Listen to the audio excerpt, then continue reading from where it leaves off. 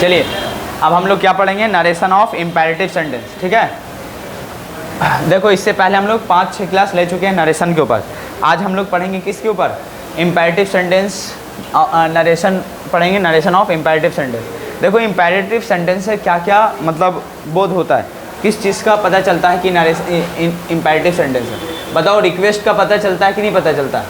चलता है ना। इम्पेरेटिव सेंटेंस से रिक्वेस्ट का पता चलता है। खुद बताओ, ये प्लूरल फॉर्म है तो इसका सिंगुलर फॉर्म बताओ, रिक्वेस्ट करोगे कि नहीं करोगे? रिक्वेस्ट हो जाएगा। बताइए, इसी का पास्ट फॉर्म रिक्वेस्टेड होगा कि नहीं होगा? बोलिए, होगा ना। इतनी बातें क्लियर है। खुद बताइए, इम्पेरेटिव सेंटेंस से रिक्वेस्ट के अलावा क्या सजेशन का भी पता चलता है, सुझाव का? तो बताओ, सजेशन को आप इंग्लिश में सजेस्ट कह सकते हो ना, सजेस्ट। बताओ, ये प्लूरल है तो इसका सिंगुलर क्या बनेगा, सजेस्ट बनेगा कि नहीं बनेगा? बनेगा ना। बताइए, इसी का पास्ट फॉर्म क्या बनेगा, सजेस्टेड बनेगा कि नहीं बनेगा? बोलिए, इसमें कोई डाउट तो नहीं है।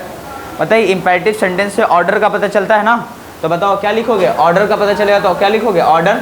बताओ, इसका सिंगुलर फॉर्म बताओ क्या लिखोगे, ऑर्डर्स। बताओ, इसका पास्ट फॉर्म क्या लिखोगे, ऑर्डर्ड। इतनी बातें क्लियर है। और किस चीज़ का पता चलता है इम्पेरेटिव सेंटेंस से? बताओ, क्या मनाहिट का पता चलता है कि नहीं पता? जैसे मैं बोलूँ गो देयर, इसका मतलब ऑर्डर का पता चला, लेकिन कहते डू नॉट गो देयर, इसका मतलब मनाहिट का पता चल रहा है। मनाहिट समझ रहे, कोई मना कर रहा आपको, वहाँ मत जाइए। तो बताओ, मनाहिट के लिए आपको क्या आता है, फॉरबिड। फॉरबिड का मतलब क्या होता है, मना करना। क्लियर है। और इसी का बताओ सिंगुलर फॉर्म क्या बनेगा, फॉरबिड्स बनेगा कि नहीं बनेगा?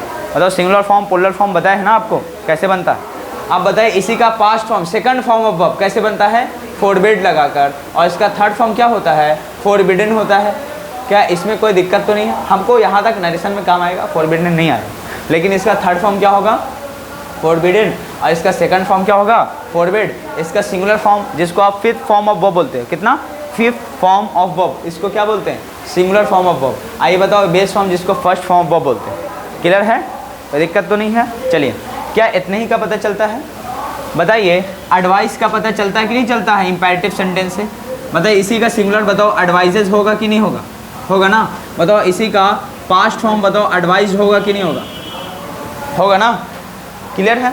खुद बताइए, मैंने क्या बोला, नरेशन ऑफ इम्पेरेटिव सेंटेंस पढ़े तो सबसे पहले क्या ध्यान देंगे कि रिपोर्टेड स्पीच में अगर क्या है, इम्पेरेटिव सेंटेंस है तो उसका डायरेक्ट से इनडायरेक्ट नरेशन इस तरह से बनाएंगे। पहला, रिपोर्टिंग वर्ब को रिपोर्टेड स्पीच के अकॉर्डिंग, यानी उसके मीनिंग के अनुसार क्या करेंगे, चेंज करेंगे। खुद बताइए, यहाँ पे सबसे पहले क्या है, गो देयर लिखा हुआ। बताओ, ऑर्डर का पता चल रहा है, यानी रिपोर्टेड स्पीच में ऑर्डर का पता चल रहा है, तो सेड टू के बदले बताओ इसी का पास्ट फॉर्म ऑर्डर्ड लिखेंगे कि नहीं लिखेंगे? तो क्या लिख दिया, ही ऑर्डर्ड, मी का मी लिखेंगे। कॉमा इन्वर्टेड कॉमास के बदले क्या लिखेंगे, टू लिखेंगे। क्लियर है, क्योंकि पॉजिटिव सेंटेंस है इसीलिए। बताओ, आगे चल के ये सेंटेंस को जोड़ रहा ना वर्ब से, तो आप यहाँ पे क्या लगाओगे, दैट की जगह टू लगाना। क्लियर है। पहले बताओ, असर्टिव सेंटेंस का जब बता रहे थे क्या नरेशन, तो इसमें दैट लगा रहे थे ना। जब इम्पेरेटिव सेंटेंस में आएगा तो क्या लगाओगे, टू लगाना। अब बताओ, उसके बाद क्या लगाएंगे, गो का गो लिखेंगे, देयर का देगा, उसके बाद फुल स्टॉप, कहानी खत्म। इतनी बातें मैंने लिखवाई भी है कि देखो, रिपोर्टेड स्पीच के अर्थ अनुसार या मीनिंग अकॉर्डिंग आप क्या लगाओगे, सेड टू को किस में बदलोगे, रिक्वेस्ट आएगा रिक्वेस्ट में, रिक्वेस्टेड में, सजेस्ट दिखेगा सजेशन, तो सजेस्टेड में, ऑर्डर आएगा तो ऑर्डर्स या order, according to reporting verb. समझ रहे? चलो, फॉरबिड आएगा, यानी मना करने का बोध आएगा किस में, रिपोर्टेड स्पीच में, तो आप क्या लगाओगे, फॉरबिड, फॉरबिड्स, फॉरबिड, फॉरबिडन में से। ये यूज नहीं होता, यहीं तक आएगा। एडवाइज आएगा तो एडवाइज, एडवाइजेज और एडवाइज में बदल देना। क्लियर है। अब एक एग्जांपल, क्या ऑर्डर वाला क्लियर है कि नहीं है? दूसरा question, he says to me, comma inverted commas, go to Patna, तो इसका मतलब क्या लिखोगे, ऑर्डर। या हो सकता है किसी ने आपको एडवाइस दे दिया हो, भाई पटना जाइए, है ना। जैसे मालूम चला कोई बीमार है और आपको बोल दे कि जाइए पटना, तो वहाँ पे क्या ऑर्डर या एडवाइस है, वो देखना पड़ता है उसके एक्सप्रेशन के अकॉर्डिंग। ठीक है ना। तो ऐसे सिचुएशन में एडवाइस में बदल जाएगा। तो मैं ऑर्डर्स का केस ले लिया हूँ, या हो सकता है किसी ने एडवाइजेस कर दिया हो, तो सही मतलब है, ऐसा गलत नहीं कर सकते उसको। ऑप्शन में देखना पड़ता है कि एग्जामिनर कैसा पैटर्न में, किस सिचुएशन में कैसे कैसे दिया, उसी के अकॉर्डिंग सिलेक्ट करना पड़ता है। क्लियर है। कहीं मतलब क्वेश्चन का 2-3 आंसर होता है कि नहीं होता, वही बात है यहाँ पे। सेज टू को बदलो, ऑर्डर्स में बदलोगे, मी का मी लिखोगे, टू कॉमा इन्वर्टेड कॉमर्स की जगह क्या लगाओगे, टू गो टू पटना, सीधे सीधे लिख दो। क्लियर। तीसरा question, he said to me comma inverted commas do your work, खुद बताइए, मैंने 3 पॉइंट अभी तक बताए हैं। रिपोर्टेड स्पीच अगर इम्पेरेटिव सेंटेंस में हो तो रिपोर्टिंग वर्ब को according to the reported speech के मीनिंग के अकॉर्डिंग रिपोर्टिंग वर्ब को बदलोगे, है ना। कॉमा इन्वर्टेड कॉमास के बदले क्या लगाओगे, टू या नॉट टू। और उसके बाद जैसे पहले चेंज ऑफ पर्सन कर रहे थे, चेंज ऑफ पर्सन बिल्कुल वैसे ही होगा जैसे करते आए। क्लियर है। चलिए अब यहाँ पे देखो, ही का ही लिखोगे, सेड टू के बदले क्या लगाओगे, डू योर वर्क, मतलब अपना काम करो। कोई ऑर्डर दे रहा आपको, ऐसे सिचुएशन में ही ऑर्डर्ड मी हो जाएगा। कॉमा इन्वर्टेड कॉमर्स के बदले क्या लगाओगे, टू, डू का डू लिखोगे। योर बताओ सेकंड पर्सन का केस कहाँ जाएगा, ऑब्जेक्ट के पास। मी का बताओ एडजेक्टिव फॉर्म निकालोगे तो माई आएगा कि नहीं आएगा, निकालोगे ना। जैसा जो प्लेस है वैसे ही लेंगे ना। उसके बाद वर्क का क्या लिखेंगे, वर्क, और ये बन गया। क्लियर है। अब देखो ये 4th नंबर मैं बना के दिखाता हूँ। मैं लिखूँ ही, सेड टू के बदले बताओ। अब देखो एक बात और है, जैसे जैसे आगे बढ़ेंगे तो तीसरा पॉइंट के बाद चौथा स्टेप हो गया था कि पर्सन जैसे जैसे चेंज कर रहे थे वैसे ही बिल्कुल चेंज होगा। इसके अलावा बताओ यहाँ पे ऑब्जेक्ट तो नहीं है, नहीं ना, लेकिन बताओ मतलब रिपोर्टेड स्पीच में आपको सेकंड पर्सन का केस मिल रहा है कि नहीं मिल रहा। और सेकंड पर्सन हमेशा ऑब्जेक्ट के अकॉर्डिंग चेंज होता है, और यहाँ पे तो ऑब्जेक्ट दिया नहीं है, तब कैसे करोगे। याद कीजिए अपनी मर्जी से ऑब्जेक्ट लेते थे कि नहीं लेते थे। असर्टिव सेंटेंस का केस बताए थे एक बार, याद करो, नहीं है तो आप जाइए फिर से आप रिव्यू करो। सेकंड या थर्ड स्टेप में हम लोग क्या बताए थे, वो वाला केस है ना, जिसमें ऑब्जेक्ट ना हो, अपनी तरफ से क्या ले लेते हैं, ऑब्जेक्ट, अगर सेकंड पर्सन होता है तब। यहाँ पे भी वैसे ही करोगे कि अगर रिपोर्टिंग वर्ब के बाद कोई ऑब्जेक्ट ना हो और इम्पेरेटिव सेंटेंस हो तो अपनी तरफ से ऑब्जेक्ट लगा लेते हैं। क्लियर है। बिना ऑब्जेक्ट के ऐसे काम नहीं चलाएंगे अगर सेकंड पर्सन का केस आता है तो। क्लियर है, ठीक है ना। ऐसे भी जब भी इम्पेरेटिव सेंटेंस का केस रहेगा ना, और अगर नहीं भी है ऑब्जेक्ट तो अपनी तरफ से ऑब्जेक्ट मान के ही चलना। क्लियर है। कुछ भी मान लेना, उसके अकॉर्डिंग सेकंड पर्सन को चेंज करना। मैं मान के चलता हूँ कि इसने मुझसे ही कहा, तो बताओ ही, और ये ऑर्डर वाली बात हो गई, है ना। तो अब क्या लगाओगे, ही, उसके बाद क्या लगाओगे, ऑर्डर्ड, पास्ट फॉर्म होगा, उसके बाद क्या लगा देंगे, मी। कॉमा इन्वर्टेड कॉमास के बदले क्या लगाएंगे, टू। उसके बाद बताओ राइट का क्या लिखेंगे, राइट। बताओ सेकंड पर्सन ऑब्जेक्ट के अकॉर्डिंग चेंज होगा। मैंने ऑब्जेक्ट यहाँ पे ले रखा है, माना है ना, मी को, तो मी का बताओ यहाँ पे एडजेक्टिव फॉर्म यूज होगा ना, क्योंकि यू का सेकंड फॉर्म, योर का ये क्या है, एडजेक्टिव है। तो यहाँ पे बताओ मी का एडजेक्टिव फॉर्म क्या होगा, माई होगा। और लेटर का क्या लिखेंगे, लेटर लिखेंगे, फुल स्टॉप, खत्म। सर ऐसा भी हो सकता है कि किसी ने मुझे ऑर्डर नहीं दिया, एडवाइस लिखा हो, तो आप ऑर्डर को किसे बदल देना, एडवाइस में लिख देना। हो सकता है वहाँ पे सजेशन दे दो, सजेशन के बदले क्या लगा देना, सजेस्टेड लगा देना। क्लियर है। तो ये तीनों पॉइंट क्लियर। मतलब 4th नंबर तक कोई डाउट तो नहीं है, पक्का। अगर देंगे बनाने के लिए तो बन जाएगा पक्का। चलिए लिखिए। तो पहला क्वेश्चन लिखना, 5वां क्वेश्चन यहाँ पे दे देता हूँ, ठीक है ना। He said to me, comma inverted commas, do your work, do your work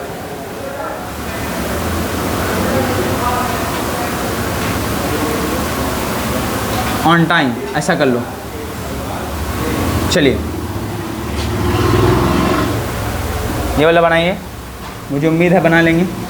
6ठा number, she said to me, comma inverted commas, please help me. चलिए ये वाला बनाइए, प्लीज़।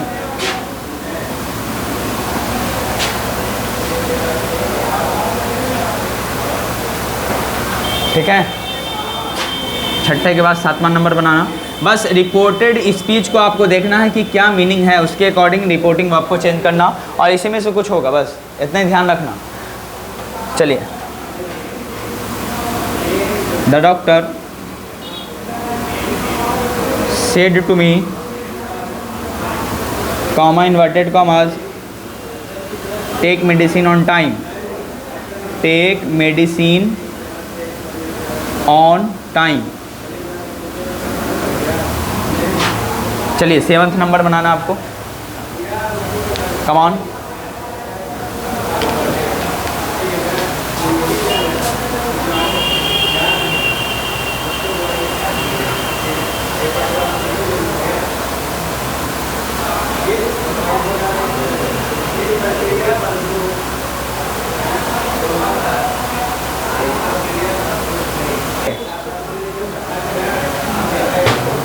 चलिए अब हम लोग इसको बना लेते हैं, है ना। देखो 4th नंबर तक तो कोई दिक्कत नहीं था, 5th नंबर पे ध्यान देना। यहाँ पे पहले रिपोर्टेड स्पीच को आप पढ़ लो, do your work on time. कोई आपको ऑर्डर देगा, एडवाइस देगा या सजेशन देगा, यही तो कर सकता है तीनों में से। यहाँ पे तो कोई रिक्वेस्ट की बोध नहीं हो रही है। ऐसे सिचुएशन में आप ही का ही लिखोगे, आप ऑर्डर्ड लिख दो, समझ रहे, आप क्या लिख दो, एडवाइस लिख दीजिए तो भी सही है आप, या हो सकता है एडवाइस यहाँ पे इसकी जगह आप सजेस्टेड लिख दीजिए। क्या लिख दीजिएगा, सजेस्टेड।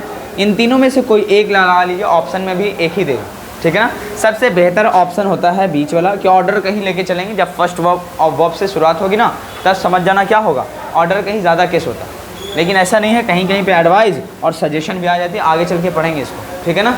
चलो अब बताओ, कॉमा इन्वर्टेड कॉमास के बदले क्या लगाएंगे, टू। खुद बताइए, जैसे ही इंटर किए तो डू का क्या लगाओगे, डू। लेकिन चेंज ऑफ पर्सन तो लागू होगा, और change of person second person किसके अकॉर्डिंग चेंज होगा, ऑब्जेक्ट के अकॉर्डिंग। खुद बताइए, योर का क्या लगाओगे यहाँ पे, माई वर्क लिखेंगे कि नहीं लिखेंगे। और बताइए, ऑन टाइम का ऑन टाइम लिखेंगे, इसमें कोई दिक्कत नहीं होगा। बन गया क्या,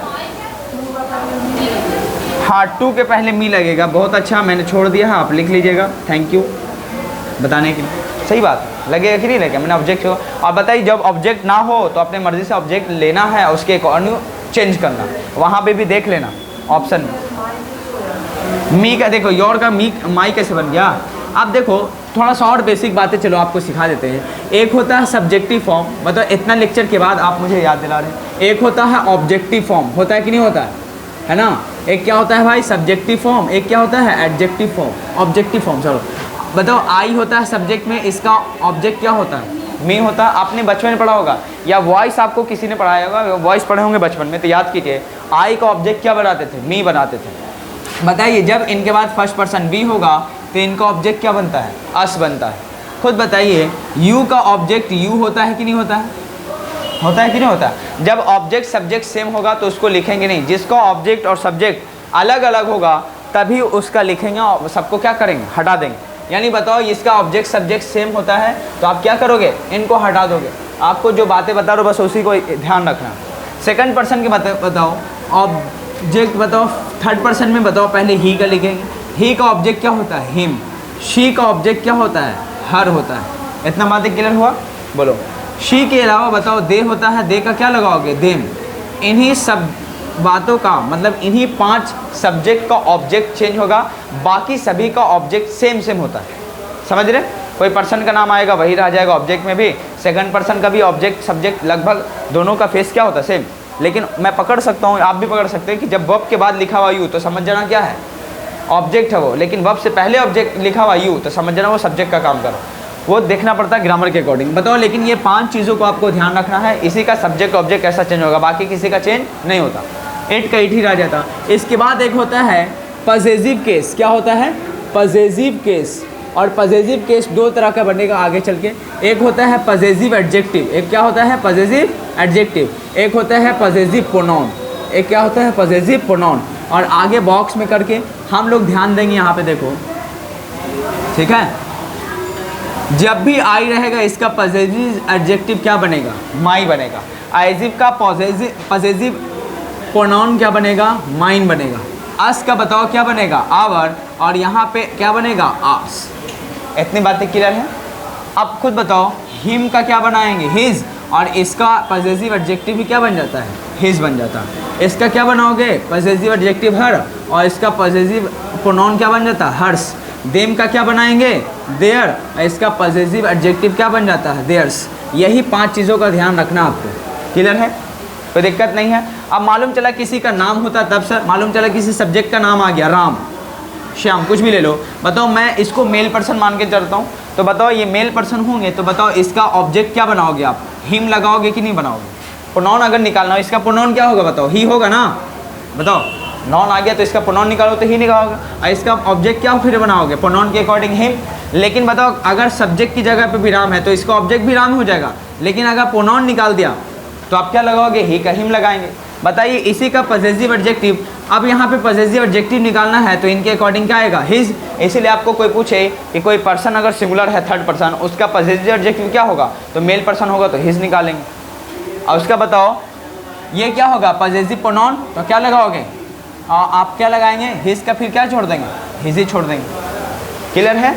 खुद बताइए, कोई फीमेल होती, मालूम चला सीता होती, अब सीता जब होती तो इसका पहले प्रोनाउन निकाल लेते, ऑब्जेक्ट सब्जेक्ट तो सेम होता है इसका, लेकिन प्रोनाउन निकालोगे तो शी निकलेगा और इसका ऑब्जेक्ट फिर क्या होता है, हर होता है कि नहीं होता। खुद बताओ इसका पॉजेसिव एडजेक्टिव क्या होता है, हर्ष सॉरी हर होता है कि नहीं होता, और पॉजेसिव प्रोनाउन क्या होता है, हर्ष होता है कि नहीं होता। समझ रहे, कोई दिक्कत तो नहीं है।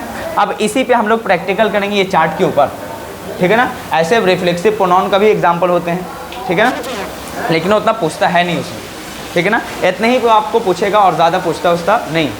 अब ध्यान दीजिए यहाँ पे ऑर्डर देखो, आपसे बताओ सेकंड पर्सन है, सेकंड पर्सन कहाँ जाएगा, माई। बताओ योर एडजेक्टिव फॉर्म यहाँ पे है कि नहीं है, देखो आपका, चलो यू नहीं लिखा है, चलो यू लिख ही लो, ऐसे सब्जेक्ट यू होगा, यू का ऑब्जेक्ट क्या होगा बताओ, यू होगा ना, लेकिन बताओ इसका एडजेक्टिव क्या होगा, योर होगा कि नहीं होगा, है ना। और इसका बताओ पॉजेसिव प्रोनाउन क्या होगा, योर्स हो जाएगा बस। अब बताइए सेकंड पर्सन है ना, सेकंड पर्सन किसके अकॉर्डिंग चेंज होगा, चेंज ऑफ पर्सन में किसके अकॉर्डिंग, मी मतलब ऑब्जेक्ट के अकॉर्डिंग। ऑब्जेक्ट बताओ यहाँ पे मी है, मी का एडजेक्टिव फॉर्म क्या होगा, माई होगा ना, होगा कि नहीं होगा। आप खुद बताइए, माई वर्क ऑन टाइम, खत्म। क्लियर। अब बताओ इसमें रिक्वेस्ट का बोध हो रहा है कि नहीं हो रहा, रिक्वेस्ट का पता चल रहा है। ऐसे सिचुएशन में क्या लिखोगे, शी, उसके बाद क्या लिखना पड़ेगा, रिक्वेस्टेड मी लिखना पड़ेगा, कॉमा इन्वर्टेड कॉमास के बदले टू लगाओगे। खुद बताइए यहाँ पे प्लीज़ का मतलब समझ जाओगे रिक्वेस्ट है, और रिक्वेस्ट जब आपने दे दिया वर्ब में है तो दोबारा प्लीज़ लिखने की यहाँ पे ज़रूरत है, बोलोगे नहीं, यहाँ से प्लीज़ को हटा देना। क्लियर है। और जब प्लीज़ हटाओगे तो बचेगा क्या, हेल्प, तो आप क्या लगाओगे, हेल्प लगाओगे। मी बताओ कहाँ जाएगा, फर्स्ट पर्सन का केस, फर्स्ट पर्सन किसके अकॉर्डिंग, सब्जेक्ट के अकॉर्डिंग। आप इसका ऑब्जेक्ट क्या लिखोगे, शी का हर। ठीक है, नहीं समझ में आया बैक करके देखिए, लेकिन देखना और पूरा लेक्चर देखिए, आपको पूरा समझ में आएगा। ठीक है। Last number, the doctor said to me, तो क्या लगाओगे, द डॉक्टर, उसके बाद क्या लगाओगे, यहाँ पे बताइए डॉक्टर क्या करेगा, आपको एडवाइस देगा कि नहीं देगा, एडवाइस मी, कॉमा इन्वर्टेड कॉमास के बदले क्या लगाओगे, टू, उसके बाद टेक मेडिसिन ऑन टाइम, सीधा सीधा लिख देना, खत्म।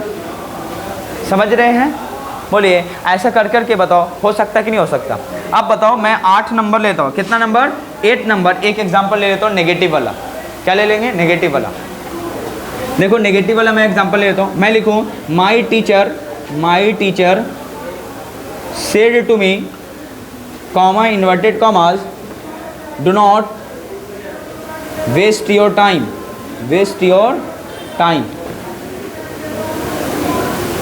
Do not waste your time. क्या इसको बना लीजिएगा, क्या बनाओगे बताओ, खुद बताइए। आपके टीचर आपको एडवाइस दे सकते हैं, ऑर्डर दे सकते हैं, या फिर क्या कर सकते हैं, सजेशन दे सकते हैं, करोगे। अब देखिए, अब इसकी पॉसिबिलिटी जो है मैं बना के दिखा देता हूँ। माई टीचर का क्या लगाओगे, माई टीचर लगाएंगे। सेड टू को किस में बदलोगे, यहाँ पे खुद बताओ। रिपोर्टेड स्पीच का मीनिंग क्या है, do not waste your time. कोई मनाहित कर रहा, आपको मना कर रहा ना, और मनाहित बताओ, इतना बातें बताई, मनाहित तो है, लेकिन इसका भाव क्या, ऑर्डर का हो सकता है, सजेशन का हो सकता है, एडवाइस का हो सकता है। खुद बताइए यहाँ पे इन तीनों में से आप किस में बदल देना, एडवाइस, या फिर किस में बदल देना, ऑर्डर्ड में, या सजेस्टेड में बदल देना, होगा कि नहीं होगा, या किस में बदल देना, एडवाइस में बदल देना। उसके बाद क्या लगाना, मी का मी लिखना, कॉमा इन्वर्टेड कॉमास के बदले। बताओ ये नेगेटिव सेंटेंस है कि नहीं है, नेगेटिव सेंटेंस। पहले बताओ पॉजिटिव सेंटेंस आता था इसीलिए टू लगाते थे, जब नेगेटिव आ गया तो यहाँ पे क्या लगाओगे, नॉट टू लगाएंगे। क्लियर है, क्या लगाएंगे, नॉट टू। उसके बाद बताओ जब नॉट टू हटा दिया आपने, डू नॉट के बदले आपने नॉट टू लगा दिया, तो बताओ नॉट, डू नॉट आएगा दोबारा नहीं ना, इंपॉर्टेंस तो खत्म, बचा क्या, वेस्ट। तो क्या लगाओगे, वेस्ट का वेस्ट लगाओगे। योर बताओ किसके अकॉर्डिंग चेंज होगा, ऑब्जेक्ट के अकॉर्डिंग। सेकंड पर्सन मी का क्या बनाओगे, माई बनाओगे, और माई का लगाएंगे, टाइम लगाएंगे, लास्ट में फुल स्टॉप बन गया। तो नेगेटिव वाला देख लिया। हो सकता है सर ऑप्शन में ये ना दिया हो, देखो दूसरा ऑप्शन क्या बनेगा, इसका इस तरह से बना सकते हैं। आपको बताए थे फोरबिड का मतलब होता है मना करना, और यहाँ पे बताओ do not waste your time का मतलब होता है आप अपना समय नष्ट मत करो। कोई आपको मना कर रहा है तो ऐसे सिचुएशन बताओ। सब्जेक्ट के बाद अगर ये वर्ब मिल रहा है पास्ट में, तो बताओ सेकंड फॉर्म वर्ब उसको कहेंगे कि नहीं कहेंगे। अब बताइए माई टीचर का माई टीचर लिखोगे, इसमें कोई दिक्कत होगा नहीं। और खुद बताइए जब माई टीचर खत्म तो सेड टू को किस में बदलोगे आप, यहाँ पे आप नहीं चाह रहे कि नॉट टू लगाएं तो 4 बिट में बदलना, और 4 बिट का बताओ सेकंड फॉर्म क्या हो जाएगा 4 बिट, तो माय टीचर क्या लगा देना 4 बिट लगा देना, क्या लगा देना 4 बिट। किसको मना किया भाई, मुझे मना किया है, तो क्या लगाना 4 बिट मी। अब बताओ जब 4 बिट का मतलब ही होता है मना करना, तो दोबारा कभी नॉट आएगा क्या, नहीं आएगा, क्योंकि आपने पहले नेगेटिव सेंटेंस में दे रखा है बातें, तो आप नेगेटिव दोबारा नहीं लिखना, सिर्फ क्या लगाना 2। उसके बाद जब 2 लगाओगे तो फिर क्या लगाना वेस्ट माई टाइम, समझ रहे, यहाँ पे से वेस्ट माई टाइम लास्ट में लिख लेना, ख़त्म। कितना इजी है, बना लीजिएगा। इसके अलावा अब जो बच जाता है ये तो क्लियर हो गया है ना। इसके अलावा आप हेडिंग डालिए नरेशन ऑफ, बाद में इसको उतार लीजिएगा, ऐसे हेडिंग डाल के लिखिए narration of, narration of question tag, narration of question tag with, narration of question tag with imperative sentence, imperative sentence, imperative sentence, ठीक है।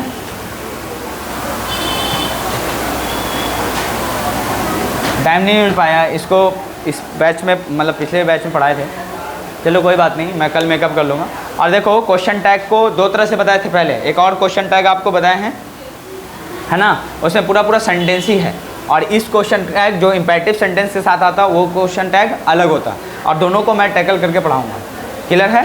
चलो, और इसमें कोई दिक्कत है तो बताओ है ना, नहीं तो कमेंट में लिख देना, ठीक है, कि सर ये प्रॉब्लम है, मैं उस पर आपको अलग से वीडियो बना दूँगा, ठीक है, कि हाँ यहाँ पे तकलीफ आ रही है, ठीक है।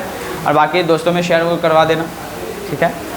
बाकी पढ़ने वाले होंगे तो कहीं से भी पढ़ सकते हैं, और अगर क्वालिटी नहीं सही आता है तो HD क्वालिटी ना 1080p पे, या फिर आ सकता है 2110 पे, उस पर कर लीजिएगा। अगर आपको बहुत स्लो लग रहा है तो स्पीड, प्लेबैक की स्पीड होता है उस पर बढ़ा के लिख लेना, बहुत फास्ट लग रहा है तो स्लो करके देख लेना, सब ऑप्शन है, आप ऑप्शन यूज़ करते कि नहीं ये आपके लाइफ में मतलब इसका इंपॉर्टेंस देखना होता है कि नहीं। चलिए ठीक है, देखो पढ़ने वाले कैसे भी पढ़ लेते हैं, वो कभी ब्लेम नहीं करते अपने आप को, ठीक है ना, ढूंढने से बहुत कुछ मिलता है, ढूंढिए इस दुनिया में। चलो ठीक है, तो we will meet you tomorrow.